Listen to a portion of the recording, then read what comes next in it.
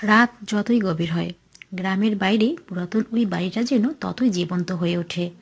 গ্রামের মানুষেরা দিনের আলো নিভে গেলে বাড়িটির পাশ দিয়ে যেতেও ভয় পায়। অনেকেই বলে রাতের নিস্তব্ধতায় হঠাৎই ওই বাড়ি থেকে করুণ সুরে কান্না আর তীব্র চিৎকার ভেসে আসে। মনে হয় যেন কেউ তার জীবন ভিক্ষে চাইছে, কারো কাছে সাহায্যের জন্য হাত বাড়াচ্ছে। যারা না জেনে না বুঝে সাহায্য করার জন্য এগিয়ে যায়, তারা আর কোনো দিন ওই বাড়ি থেকে ফিরে আসে না। তবে কাহিনী এখানেই শেষ নয়। ওই গ্রামে আদিলের নানার বাড়ি। গত মাসে আদিল তার নানার বাড়িতে বেড়াতে আসে। আদিলের নানা ভাই আদিলকে বারবার নিষেধ করে আদিল যেন ওই ভাঙ্গা বাড়িতে না যায়, কারণ ওই ভাঙ্গা বাড়িতে অনেক রহস্য লুকিয়ে আছে। ওখানে কেউ একবার গেলে আর ফিরে আসে না। তাই আদিলের নানা ভাই আদিলকে বারবার সাবধান করে।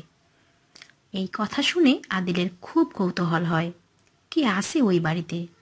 আদিলকে যেন দেখতেই হবে। আর তাই বিকেলবেলা আদিল কাউকে কিছু না বলে ওই বাড়িতে যায়। আদিল জানতই না যে তার জন্য এত বড় বিপদ অপেক্ষা করছে।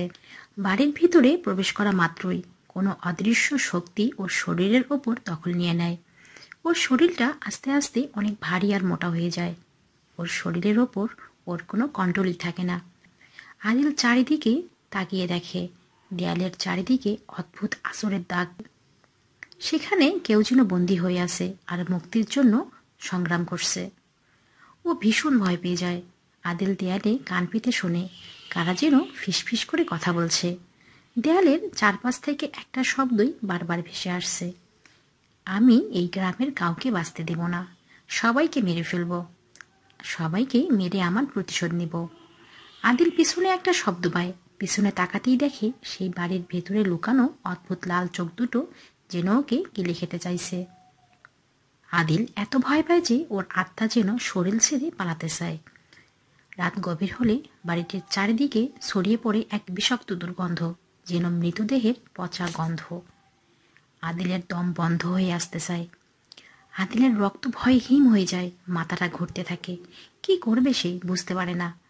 আদিল শত চেষ্টা করেও ওই বাড়ির ভেতর থেকে বের হতে পারছিল না, কারণ ওর শরীর অন্য কেউ কন্ট্রোল করতেছিল। আদিল ভয়ে সব কিছুই ভুলে গিয়েছিল। হঠাৎ ওর মনে হলো ওর কাছে তো মোবাইল আছে।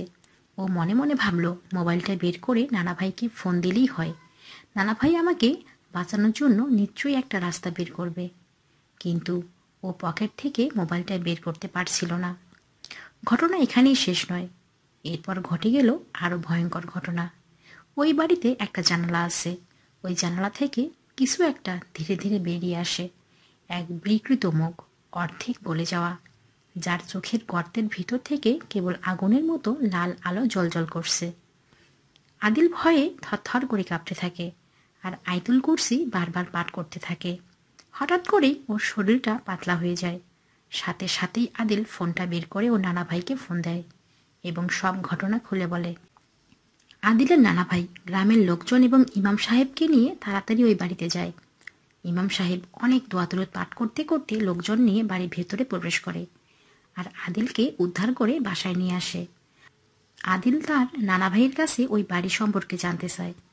আদিলের নানা ভাই বলে, বহু বছর আগে একটা দুষ্ট জিন গ্রামের মানুষদের ভয় দেখাতো। ছোট ছোট বাচ্চাদের ধরে নিয়ে যেত আর তাদের মেরে ফেলতো। গ্রামের মানুষের অনেক ক্ষতি করত ওই দুষ্ট জিন। একদিন মসজিদের ইমাম সাহেব ওই দুষ্ট জিনটিকে ধরে ভাঙ্গা বাড়িটিতে বন্দি করে রাখে। সেই থেকে ওই বাড়িতে দুষ্ট জিনটি বন্দি হয়ে আছে। তখন থেকে যে ওই বাড়ির ভিতরে প্রবেশ করেছে সে আর ফিরে আসেনি। তোমার ভাগ্য ভালো, আর তাই তুমি বেঁচে ফিরতে পেরেছ। সন্ধ্যা নামলেই ওই বাড়িটি ভয়ঙ্কর হয়ে যায়, আর এজন্য দিনের আলো নিভে গেলে কেউ ওই বাড়ির আশেপাশেও যায় না।